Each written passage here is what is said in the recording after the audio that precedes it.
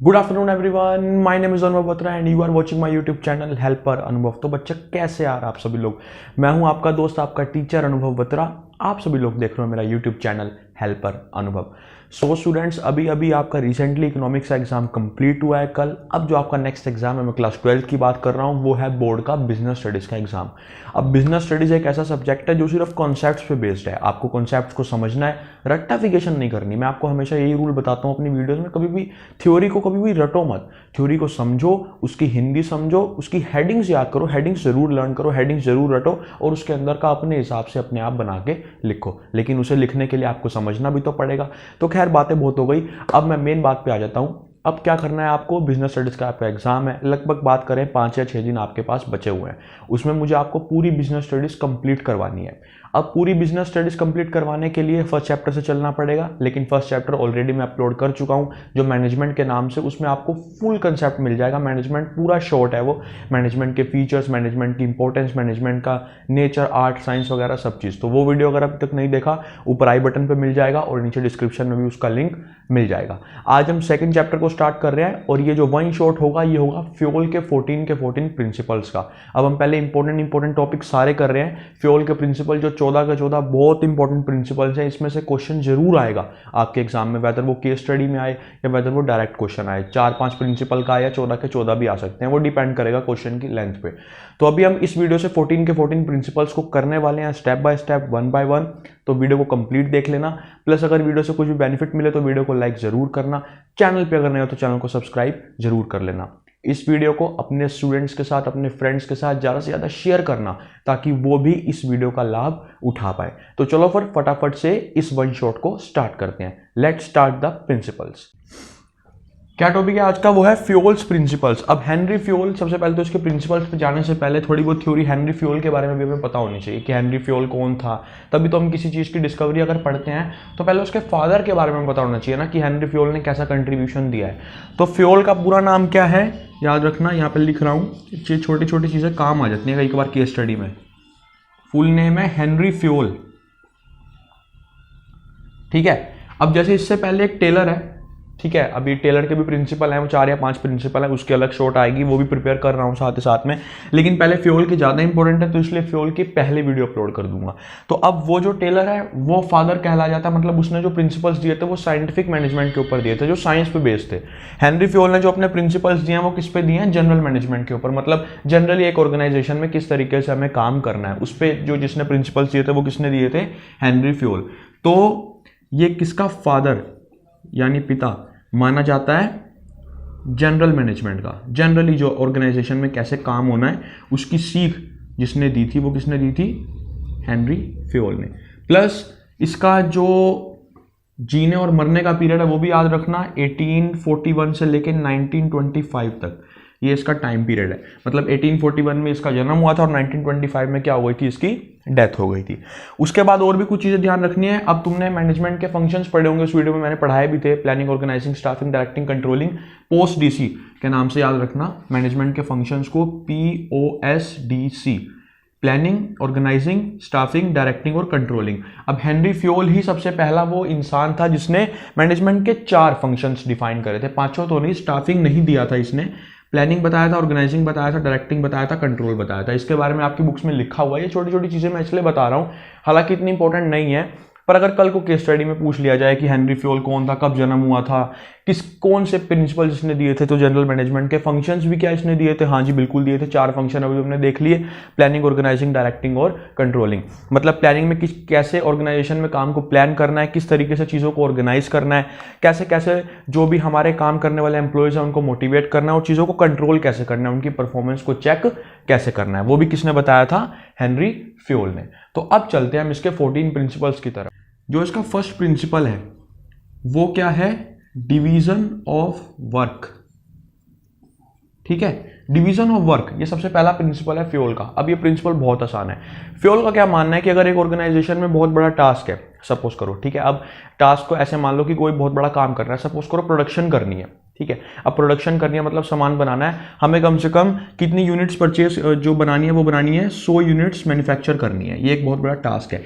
Fuel क्या कहता है कि इस टास्क को ये नहीं कि बस 100 यूनिट्स बनाने में लग जाओ, नहीं, एक जो टास्क है उसको छोटे छोटे पार्ट्स में, उसको छोटे छोटे टास्क में क्या कर दो, डिवाइड कर दो, ठीक है। मतलब अब देखो जो प्रोडक्शन करनी है, प्रोडक्शन से लेके सामान को बेचने तक कितने सारे टास्क होंगे, ठीक है। सामान बनाना है, सामान का पैकेज तैयार करना है, सामान का लेबल तैयार करना है, उस सामान को फिर असेंबल करना है, उसके बाद सामान को प्रॉपर पैक करना है, उसके बाद जाके प्रोडक्शन हमारी क्या होगी, कंप्लीट हो गई। तो ये छोटे छोटे टास्क हो गए ना। तो अगर मैं बात करूं यहां इसके एग्जांपल की, तो प्रोडक्शन जो है, प्रोडक्शन में बहुत सारे काम हमें करने पड़ेंगे।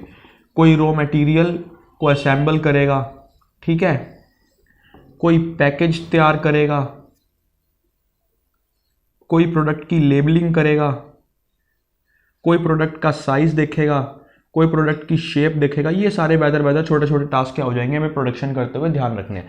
तो फ्योल यही तो बोलता है डिवीजन ऑफ वर्क में, कह रहा है एक बहुत बड़ा काम है, उसको छोटे छोटे टास्क में क्या कर दो, डिवाइड कर दो। अब सपोज करो कि एक बहुत बड़ा काम आ गया, उसको हमने 5 टास्क में डिवाइड कर दिया। प्रोडक्शन एक बहुत बड़ा टास्क है, उसको छोटे छोटे 5 टास्क में डिवाइड कर दिया। एक इंसान, हमारे जितने भी एम्प्लॉयज हैं उनको भी डिवाइड कर दो। एक रॉ मटेरियल को देखे, एक पैकेजिंग में लग जाए, एक लेबलिंग में लग जाए, एक प्रोडक्ट का साइज तय करे और एक प्रोडक्ट की शेप तय करे। ये सब कर दिया।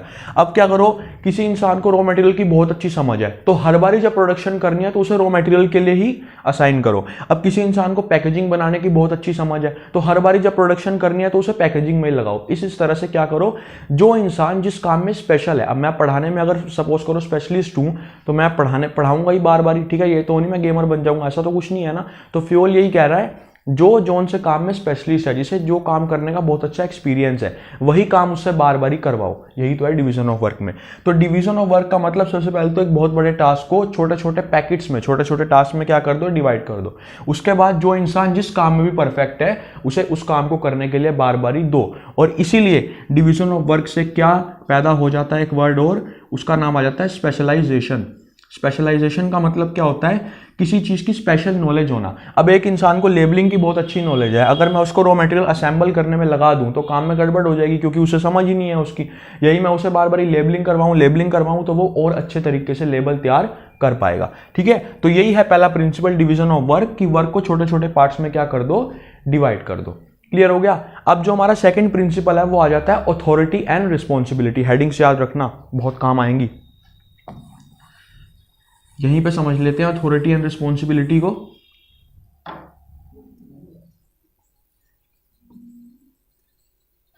Authority and responsibility. Authority and responsibility, पहले इनका मतलब लिख लेते हैं। अथॉरिटी का मतलब क्या होता है, पावर। रिस्पॉन्सिबिलिटी का मतलब क्या होता है, ड्यूटी।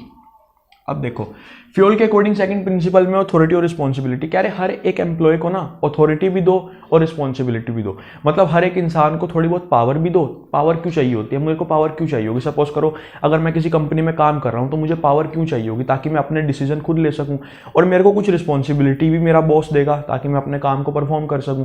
तो यही फ्यूल कह रहा है कि हर इंसान को कुछ ना कुछ अथॉरिटी भी दो, कुछ ना कुछ पावर भी दो, और कुछ ना कुछ उसे ड्यूटी भी दो, उसका कर्तव्य भी उसे बताओ, ठीक है। ये दोनों चीजें हमेशा एक ऑर्गेनाइजेशन में क्या होनी चाहिए, बैलेंस होनी चाहिए। अब इसके अंदर हमें 3 चीजें पढ़नी है। अगर अथॉरिटी, ध्यान से समझना, अगर अथॉरिटी या पावर ज्यादा हो जाएगी किससे, ड्यूटी से या रिस्पॉन्सिबिलिटी से। अगर मेरे बॉस ने पावर ज्यादा दे दी और काम कम दिया, तो मैं क्या हो जाऊंगा, अपनी चौड़ में आ जाऊंगा, मैं काम ही नहीं करूंगा, मैं दूसरों पे अपना रौब जमाऊंगा। क्यों, मेरे पास तो काम नहीं है, काम बहुत कम है, मैंने अपना कर लिया, मेरे पास पावर ज्यादा है, तो मैं दूसरों पे रौब जमाऊंगा। इससे काम कभी भी कंप्लीट नहीं हो पाएगा। दूसरा, अगर मेरे बॉस ने क्या दिया, ड्यूटी ज्यादा दे दी और पावर कम दे दी, मतलब मुझे कहा कि तू अपने डिसीजन नहीं ले सकता, तेरे पास पावर नहीं है, लेकिन तेरे को काम ज्यादा करना है। अब भाई ये तो मेरा मिसयूज हो जाएगा, मेरे से काम ही काम लिए जा रहे हैं, लेकिन मेरी कोई सुनता ही नहीं क्योंकि मेरे पास पावर ही नहीं है। तो इससे मैन पावर का क्या हो जाएगा, मिसयूज हो जाएगा। तो तीसरा केस क्या बनता है कि जितनी भी पावर दी है मैंने, उतनी ही क्या हो, रिस्पॉन्सिबिलिटी भी हो। मतलब ये दोनों चीजें हमेशा क्या रहनी चाहिए, बैलेंस। ये इसमें जरूर लिख के आनी है तीनों चीजें, तभी आपको मार्क्स अच्छे मिलेंगे। अथॉरिटी हमेशा किसके इक्वल हो जाएगी, रिस्पॉन्सिबिलिटी। जितने मैंने उसे काम करने की कर्तव्य दिया है, उतना ही उसके पास पावर भी उसे दी है। मतलब उसके पास जितनी पावर है कि वो अपने काम कम से कम क्या कर सके, खुद अपनी मर्जी से कर सके। तो अथॉरिटी किसके इक्वल कर देनी है, रिस्पॉन्सिबिलिटी के इक्वल। जितनी पावर है उतना ही वो काम करेगा, ठीक है। जब ये केस क्या हो जाता है, मैच हो जाता है हर एम्प्लॉय के साथ, तो ऑब्वियस सी बात है हमारे टास्क क्या हो जाएंगे, कंप्लीट हो जाएंगे। तो ये फ्यूल का दूसरा प्रिंसिपल है जिसका क्या नाम है, अथॉरिटी एंड रेस्पॉन्सिबिलिटी। अब आ जाता है तीसरा प्रिंसिपल, ठीक है, उसको यहीं पे समझ लेते हैं, यहां पे एक बॉक्स बना के समझ लेते हैं ऐसे। तीसरा प्रिंसिपल उसका क्या नाम है, डिसिप्लिन। यहां डाल भी देता हूं, नंबर 3 है ये, डिसिप्लिन। डिसिप्लिन का मतलब क्या होता है, डिसिप्लिन का मतलब होता है कुछ रूल्स, कुछ रेगुलेशंस जिसके हिसाब से एक ऑर्गेनाइजेशन में काम होगा। एक स्कूल में डिसिप्लिन क्यों चाहिए होता है, ताकि बच्चे अनुशासन में रहें। अगर उन्हें कोई भी ऐसा काम पर बड़ा काम करना है तो उन्हें परमिशन लेनी पड़े। उन्हें अगर वो रूल तोड़ते हैं तो क्या होगा फिर, या तो उन्हें सस्पेंड कर दिया जाएगा या उन्हें काम करने की परमिशन नहीं दे दी जाएगी। यही सेम ऑर्गेनाइजेशन में फ्यूल क्या कह रहा है, एक ऑर्गेनाइजेशन में डिसिप्लिन होने चाहिए, एक ऑर्गेनाइजेशन में रूल्स एंड रेगुलेशंस होने चाहिए। ठीक है, यहां मैं लिख देता हूं, ये कोड वर्ड्स हैं जिसके हिसाब से तुम्हें इन्हें याद करना है। रूल्स एंड रेगुलेशंस, कुछ रूल्स और रेगुलेशंस हो। भाई हमारे स्कूल जाने का टाइम 8 बजे और छुट्टी का टाइम 2 बजे है, ये रूल है तो रूल है, ये डिसिप्लिन है, इसी के हिसाब से हर बच्चे को चलना पड़ेगा। अगर वो लेट आएगा तो उसे पेनल्टी भरनी पड़ेगी। ऐसी ऑर्गेनाइजेशन में है, डिसिप्लिन है, हर एम्प्लॉय का रिपोर्ट करने का टाइम सुबह 9 बजे है और हर एम्प्लॉय का जो जाने का टाइम है वो शाम को 4 बजे है, ये उसे रूल फॉलो करना पड़ेगा। किसी एम्प्लॉय का प्रोडक्शन करनी है तो कितनी क्वांटिटी एक बारी में प्रोड्यूस करनी है, कितना मटेरियल एक बारी में यूज करना है, कितनी मशीनरी एक बारी में यूज करनी है, ये सब किस में आता है, डिसिप्लिन में। मतलब काम करने के लिए पहले से ही कुछ ना कुछ रूल्स क्या होने चाहिए, मौजूद होने चाहिए, जिसकी वजह से टास्क क्या हो जाए, कंप्लीट हो जाए। तो यही फ्यूल का क्या है, तीसरा प्रिंसिपल है, डिसिप्लिन, की काम करने की कुछ रूल्स एंड रेगुलेशंस होने चाहिए। अच्छा जी, फोर्थ प्रिंसिपल हमारा आ जाता है यूनिटी ऑफ कमांड। अब यहां पे जगह नहीं बची, इनको मुझे रब करना पड़ेगा, ये याद रखना, ठीक है। यूनिटी ऑफ कमांड में चलेंगे। यूनिटी ऑफ कमांड और यूनिटी ऑफ डायरेक्शन, ये नेक्स्ट 2 प्रिंसिपल्स हैं, ठीक है। अभी हमने 3 पढ़ लिए। यूनिटी ऑफ कमांड, अब कमांड का मतलब क्या होता है, सपोज करो मैं बॉस हूं, मेरे अंदर काम करने वाले एम्प्लॉयज है, मैं उनको क्या दूंगा, कमांड दूंगा, उसी कमांड के हिसाब से वो क्या करेंगे, काम करेंगे। सेम यहीं पे है, फ्यूल क्या बोलता है कि 1 एम्प्लॉय का एक टाइम पे at 1 time should have only 1 boss. ठीक है, इधर ध्यान से समझना इस लाइन को। फ्यूल क्या कह रहा है कि एक एम्प्लॉय, एक काम करने वाले इंसान के पास एक समय पे सिर्फ एक ही बॉस होना चाहिए। मतलब सपोज करो मैं हूं, एक एग्जांपल से समझेंगे, मैं एक ऑर्गेनाइजेशन में काम करने के लिए जाता हूं, अब मेरे ऊपर एक बॉस है, वो मेरे को कमांड देता है, मैं काम करता हूं और उसे ही जाके क्या कर देता हूं, आंसर कर देता हूं। अब सपोज करो कि एक बॉस की जगह एक बॉस मेरे को कुछ और कमांड दे रहा है, दूसरा बॉस आ गया वो मेरे को ये कमांड दे रहा है, तीसरा बॉस आ गया वो मेरे को अलग कमांड दे रहा है, तो मैं किसका काम परफॉर्म करूंगा, मैं तो क्या हो जाऊंगा, कंफ्यूज हो जाऊंगा और किसी का भी काम परफॉर्म नहीं कर पाऊंगा। तो ऐसे क्या टास्क कंप्लीट होंगे, नहीं होंगे, समझे। तो यही फ्यूल क्या कह रहा है कि एक एम्प्लॉय को एक टाइम पे एक ही बॉस से कमांड लेना है और जब काम करके एक ही बॉस को आंसर करना है। ये नहीं कि मैं 4 से कमांड लेके बैठा हूं, काम मैं एक का भी नहीं कर पा रहा। तो अगर मेरे पास बॉस ज्यादा हो जाएंगे तो काम भी ज्यादा हो जाएगा, तो इसकी वजह से क्या हो जाएगी, मुझे कंफ्यूजन हो जाएगी, मैं खुद इरिटेट हो जाऊंगा और काम को परफॉर्म नहीं कर पाऊंगा। तो यही 4th प्रिंसिपल है कि एक एम्प्लॉय को एक टाइम पे एक ही बॉस को क्या करनी है, एक ही बॉस की सुननी है और एक ही बॉस को क्या करना है, आंसर करना है। क्लियर हो गया। 5th आ जाता है हमारा यूनिटी ऑफ डायरेक्शन। ये भी बहुत इंपॉर्टेंट है। इसका मतलब क्या है, बिल्कुल सेम इससे मिलता जुलता है। देखो यूनिटी का मतलब क्या होता है, एकता होता है। यहां पे भी एकता, एक बॉस से काम लेना है। यूनिटी ऑफ डायरेक्शन, एक ही गोल के प्रति हमें क्या होना है, अग्रसर होना है। कैसे, सपोज करो एक ऑर्गेनाइजेशन में, एक ऑर्गेनाइजेशन है, अब उसका गोल है कि आज से 6 महीने के बाद क्या करना है, हमें अपना प्रॉफिट मैक्सिमाइज करना है। अब प्रॉफिट मैक्सिमाइज करने के लिए हमें प्रोडक्शन ज्यादा करना पड़ेगा। अगर हम सामान ज्यादा बनाएंगे तभी तो सामान ज्यादा बेचेंगे, सामान ज्यादा बेचने के लिए ज्यादा सामान को प्रमोट करना पड़ेगा, मार्केटिंग करनी पड़ेगी और तभी ज्यादा सामान मार्केट करेंगे, लोगों को पता चलेगा, कस्टमर सेटिस्फैक्शन बढ़ेगा, तब जाके एक ऑर्गेनाइजेशन का प्रॉफिट क्या होगा, इंक्रीज होगा। तो अब गोल क्या है, गोल एक ही है, प्रॉफिट। एक ऑर्गेनाइजेशन में डिपार्टमेंट्स बहुत सारे होते हैं। एक ऑर्गेनाइजेशन में एक प्रोडक्शन डिपार्टमेंट होगा, एक फाइनेंस डिपार्टमेंट होगा, एक मार्केटिंग डिपार्टमेंट होगा, ये सब होगा, ठीक है। तो अब क्या होगा, फ्यूल के अकॉर्डिंग एक ऑर्गेनाइजेशन का गोल एक ही हो और सारे डिपार्टमेंट्स, सारे ग्रुप्स मिलके उसी गोल को अचीव करने में लग जाएं। भाई लॉन्ग टर्म गोल तो क्या है, देखो प्रोडक्शन वाला डिपार्टमेंट अपना बेस्ट दे कि मुझे प्रोडक्शन ज़्यादा करनी है, सेल वाला डिपार्टमेंट अपना बेस्ट दे, प्रोडक्ट जो सामान प्रोड्यूस हो चुका है उसे मुझे बेचना ज़्यादा है। तो इस तरीके से जब वो अपने अपने गोल्स क्या कर लेंगे, अचीव कर लेंगे, तो ऑब्वियस सी बात है जो हमारा वन गोल है प्रॉफिट, वो भी क्या हो जाएगा, अचीव हो जाएगा। अच्छा एक बात मैं आपको और बता दूं, मैं अपनी वीडियोस में लिखता कम हूं, मैं हर वीडियो में आपको यही बात बताता हूं, चाहे 9th की हो, 10th की हो, 11th की हो, 12th की हो, मैं लिखता कम हूं, समझाता ज़्यादा हूं। क्यों? क्योंकि लिखा हुआ काम, मतलब जो भी लिखा हुआ वो तो आपकी बुक में भी है, वो तो आप उसको यहाँ से याद कर सकते हो, वीडियो को देख रहे हो आप सिर्फ कंसेप्ट समझने के लिए, ठीक है, ताकि आप एग्जाम में लिख पाओ, तो इस बात को याद रखना।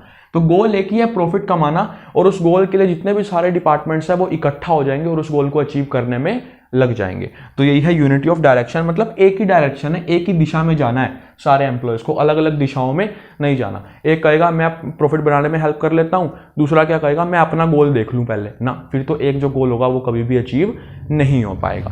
तो ये हमने फ्यूल के 5 प्रिंसिपल डिटेल में क्या कर लिए हैं, डिस्कस कर लिए हैं। Subordination of individual interest to general interest. अब देखो ये नेक्स्ट प्रिंसिपल है, ये भी प्रिंसिपल बहुत आसान है, इसको तो फटाफट 2 मिनट में समझेंगे।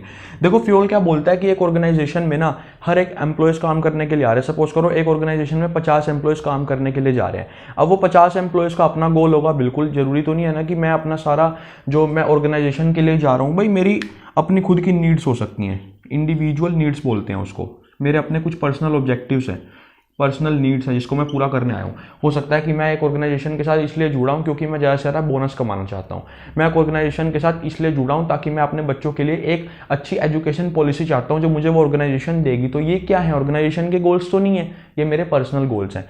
फ्यूल यही बोलता है, माना कि एक इंडिविजुअल के अपने गोल्स होते हैं, लेकिन उसे प्रायोरिटी, मतलब उसे पहली महत्ता किसे देनी है, ऑर्गेनाइजेशन के गोल्स को देनी है।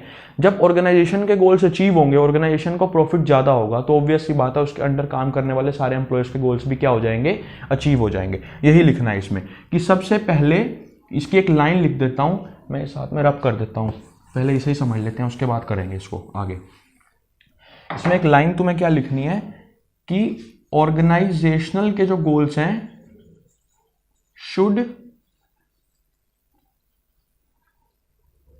गिवन प्रायोरिटी, प्रायोरिटी मतलब होता है महत्व, महत्ता, ओवर इंडिविजुअल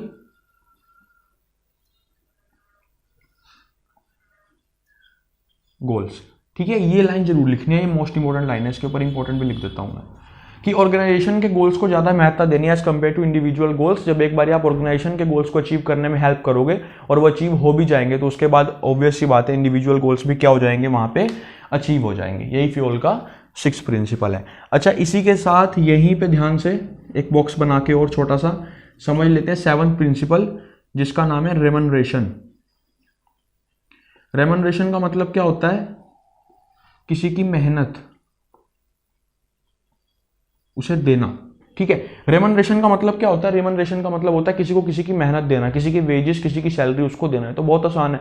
फ्यूल क्या कह रहा है कि ऑर्गेनाइजेशन में जितने भी एम्प्लॉयज काम करने के लिए आ रहे हैं, ऑर्गेनाइजेशन को उनको बेसिक सैलरी और बेसिक वेजेस तो देने ही देने चाहिए, ताकि क्यों, क्योंकि वो भी बेचारे परेशान होकर आ रहे हैं, जॉब ढूंढते ढूंढते आए हैं। अब अगर आप उनको बेसिक वेजेस और सैलरीज प्रोवाइड करोगे तो उनकी नीड्स क्या हो जाएंगी, फुलफिल हो जाएंगी। तो मैं यहाँ लिख भी देता हूँ बुलेट पॉइंट में कि बेसिक सैलरी और वेजेस प्रोवाइड करने हैं किसको, एम्प्लॉयज को, ताकि उनकी गोल्स क्या हो जाए, अचीव हो जाए। इसमें 2 एस्पेक्ट आते हैं रेमनरेशन में।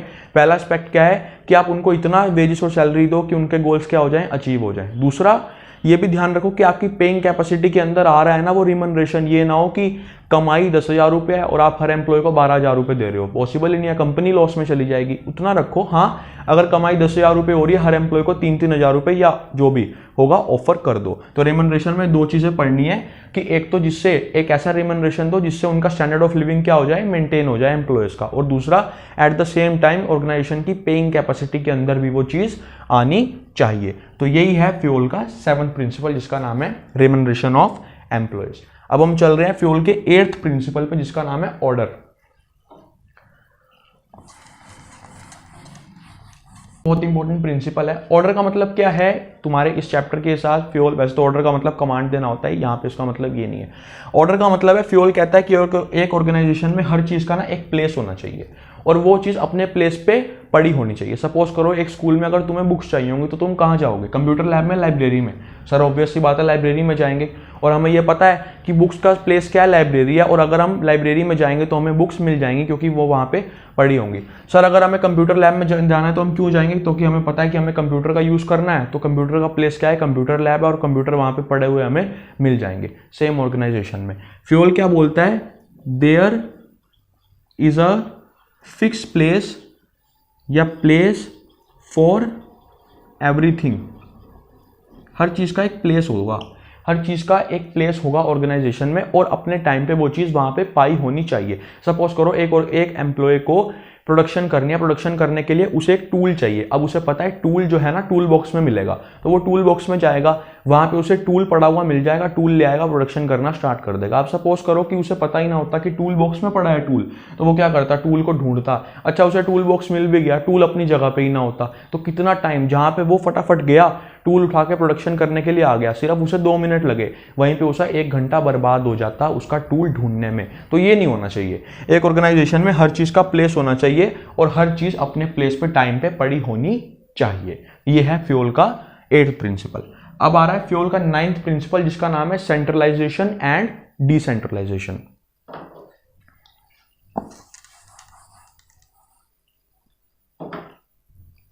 देखो इधर ध्यान से समझना, सेंट्रलाइजेशन एंड डिसेंट्रलाइजेशन।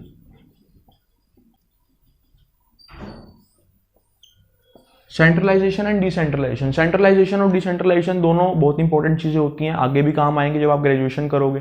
ठीक है, सेंट्रलाइजेशन का मतलब क्या होता है, सिर्फ पावर एक ही के हाथ में प्रेजेंट हो। डिसेंट्रलाइजेशन का मतलब क्या होता है, पावर का डिवाइड होना एम्प्लॉयज के बीच में। अब यहीं से समझ जाओगे तुम।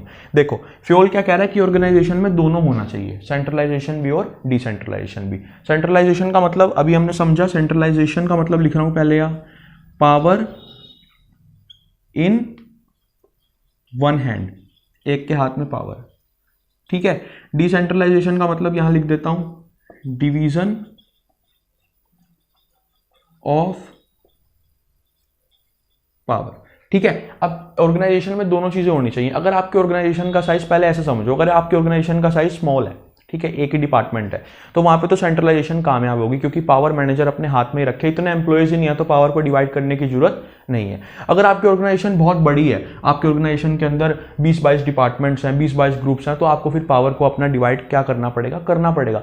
अगर आप पावर को डिवाइड नहीं करोगे तो एम्प्लॉयज अपना डिसीजन खुद नहीं ले पाएंगे, डीमोटिवेट हो जाएंगे, टास्क अचीव नहीं होंगे। तो फिर क्या है आपको, और अगर सपोज करो एक ऑर्गेनाइजेशन में दोनों भी हो सकती हैं एक ही टाइम पे, कैसे, मैनेजर क्या कर रहा है, कुछ पावर तो अपने हाथ में रख रहा है, दैट इज सेंट्रलाइजेशन, और कुछ पावर्स आगे एम्प्लॉयज को डिस्ट्रीब्यूट कर रहा है, दैट इज डिसेंट्रलाइजेशन। तो यही है फ्यूल के अकॉर्डिंग कि एक ऑर्गेनाइजेशन में दोनों ही मेथड्स जो हैं होने चाहिए, सेंट्रलाइजेशन भी और डिसेंट्रलाइजेशन भी। मतलब कुछ पावर मैनेजर अपने पास रखे और कुछ पावर्स अपने एम्प्लॉयज को वो क्या कर दे, डिस्ट्रीब्यूट कर दे, जिससे गोल्स क्या हो जाएं, अचीव हो जाएं। ठीक है, तो ये था हमारा 10th principal, centralisation and decentralisation. अब हम आगे चल रहे हैं, इक्विटी। अगला प्रिंसिपल आ जाता है, ये भी बहुत इंपॉर्टेंट है, इक्विटी। नाम याद रखना सारे, ठीक है, नाम बहुत जरूरी है, कहीं नाम ही भूल जाओ वहां पे। इक्विटी, इसका मतलब क्या होता है, इक्वालिटी, सेम सबको ट्रीट करना। देखो फ्यूल कह रहा है कि एक ऑर्गेनाइजेशन में जरूरी नहीं है सारे काम करने वाले मेल ही आए, फीमेल भी आ सकते हैं, जरूरी नहीं है सारे हिंदू आए, मुस्लिम भी आ सकते हैं, जरूरी नहीं है सारे अपर कास्ट के आए, लोअर कास्ट के भी आ सकते हैं। समझ गए मेरे कहने से पहले ही क्या है इसका मतलब। फ्यूल क्या कहता है कि एक ऑर्गेनाइजेशन में जितने भी लोग काम करने के लिए आ रहे हैं उनके बीच में हमेशा इक्वालिटी होनी चाहिए। मतलब जो मैनेजर है वो उनको समान भाव से देखे। अगर वो अच्छी नॉलेज, अच्छी ट्रेनिंग मेल्स को प्रोवाइड कर रहा है तो eight the same time females को भी प्रोवाइड करे।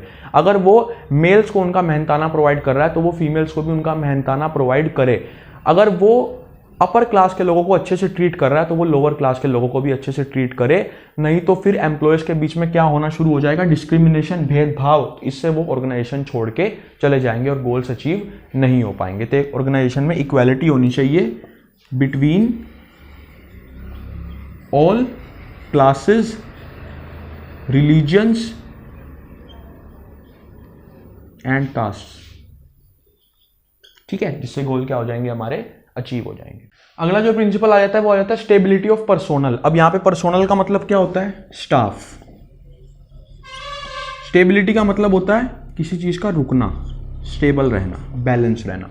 फ्यूल क्या बोलता है कि अगर आपके ऑर्गेनाइजेशन में काम करने वाले कुछ लोग आ रहे हैं, ठीक है, कुछ लोग आ रहे हैं आपके ऑर्गेनाइजेशन में काम करने के लिए, तो उनको जॉब पे लगभग कुछ टाइम के लिए रखो। ये नहीं है कि कल आपके ऑर्गेनाइजेशन में एक एम्प्लॉय काम करने के लिए आया, 5 दिन आपने देखा उसने काम नहीं किया, उसे हटा दिया, ट्रांसफर कर दिया, या उसे हटा दिया, उसे कहा कि नहीं भाई तू कहीं और देख ले। नहीं, अगर आपके ऑर्गेनाइजेशन में कोई एम्प्लॉय काम करने के लिए आ रहा है तो उसे लगभग कुछ टाइम के लिए तो रखो, ताकि वो क्या रहे, अपनी जॉब को सीख सके और अपना मेहनताना कमा सके।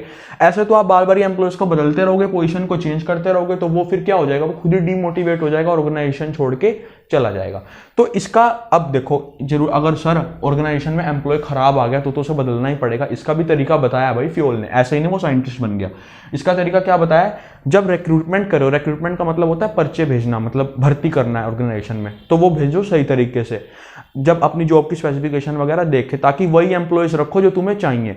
जब आप ट्रेनिंग दे रहे हो तो पहले ही उनकी स्किल्स को भांप लो कि अच्छा ये वाला एम्प्लॉय है, इसको ऐसे ऐसे ट्रेनिंग देनी पड़ेगी। जब लास्ट में उस ऑर्गेनाइजेशन को मशीन पे बिठा रहे हो तो उसे सारा कुछ पहले समझा दो, ताकि बाद में कोई प्रॉब्लम ना हो। अगर आप शुरू से एंड तक सारा काम सिस्टमैटिक वे में करोगे तो आपका जो स्टाफ मेंबर है वो क्या रहेगा, अपनी पोजीशन पे फिक्स रहेगा, ऑर्गेनाइजेशन छोड़ के नहीं जाएगा, एम्प्लॉय टर्नओवर क्या हो जाएगा, कम हो जाएगा। यही फ्यूल बोलता है कि एक ऑर्गेनाइजेशन में काम करने वाले एम्प्लॉय को कुछ समय के लिए आप उसको उसकी जॉब पे रखो, ताकि बार बार उसकी शिफ्टिंग ना हो और गोल्स क्या हो जाएं, अचीव हो जाएं। ठीक है, एक प्रिंसिपल और आ जाता है, वो आ जाता है एस्पिरिट डी कॉर्प्स। नाम याद रखना, एस्पिरिट डी कॉर्प्स। सर ये कैसा अजीब सा नाम है, इसकी जगह टीम वर्क भी लिख सकते हो, इंग्लिश का इंग्लिश में अनुवाद हो गया। एस्पिरिट डी कॉर्प्स का मतलब क्या होता है, टीम वर्क। एक ऑर्गेनाइजेशन में फ्यूल क्या बोलता है, आई को रिप्लेस करना है वी से। इसकी important line, I should be replaced with V. I को किससे रिप्लेस करना है, वी से। एक ऑर्गेनाइजेशन में ये नहीं एम्प्लॉय कह रहा है मैं तो अपना अपना देखूंगा, तुम अपना देख लो, दूसरा कह रहा है मैं भी अपना देखूंगा, तुम अपना देख लो। इसकी जगह अगर वो दोनों मिलकर काम करें तो गोल क्या हो जाएंगे, अचीव हो जाएंगे। एक 11 खिलाड़ियों की क्रिकेट की टीम होती है, अगर हर कोई अपना अपना खेल ले, भाई मैं अपने आप कर लूंगा बॉलिंग, तू मुझे ना समझा। एक कहे मैं अपने आप बैटिंग कर लूंगा, मैं तो जा रहा उड़ा के खेल लूंगा जबकि डिफेंस की जरूरत है। दूसरा बोल रहा है मैं अपने आप रन रोक लूंगा, तू मेरी चिंता ना कर। इसकी जगह वो चारों पांचों मिलके या 11 के 11 मिलके अगर काम करेंगे, गोल लेके मैच जीतना है, तो फिर वो मैच क्या हो सकता है, जीत भी जाएं। अगर हर कोई अपना अपना खेलेगा तो मैच इजीली क्या हो जाएंगे, वो हार जाएंगे। ऐसे ऑर्गेनाइजेशन में जितने भी काम करने वाले एम्प्लॉयज आ रहे हैं वो सारे मिलके काम करें, team work should be promoted होना चाहिए। आई एक जने को हटाओ, वी को लेके आओ, ग्रुप को लेके आओ, ताकि गोल्स क्या हो जाएं, अचीव हो जाएं। तो ये थे फ्यूल के 14 इंपॉर्टेंट प्रिंसिपल्स जो हमने इस शॉर्ट के थ्रू क्या कर लिए, कंप्लीट कर लिए। आई होप आपको एक एक प्रिंसिपल समझ आ गया होगा। मैंने बहुत डिटेल से ये वीडियो आप सभी के लिए प्रिपेयर किया है। स्टिल अगर कोई भी डाउट आ जाता है, कोई भी सजेशन है, नेक्स्ट टॉपिक किस वीडियो पे चाहते हो, तो नीचे कमेंट कर देना, मैं वहां पे आपकी प्रॉब्लम सॉल्व कर दूंगा। चलो मिलते हैं आपसे नेक्स्ट वीडियो में एक मजेदार टॉपिक के साथ। अगर वीडियो में कुछ भी पसंद आया तो चैनल को सब्सक्राइब जरूर करते जाना। मिलते हैं नेक्स्ट वीडियो में नेक्स्ट टॉपिक के साथ, तब तक के लिए बाय।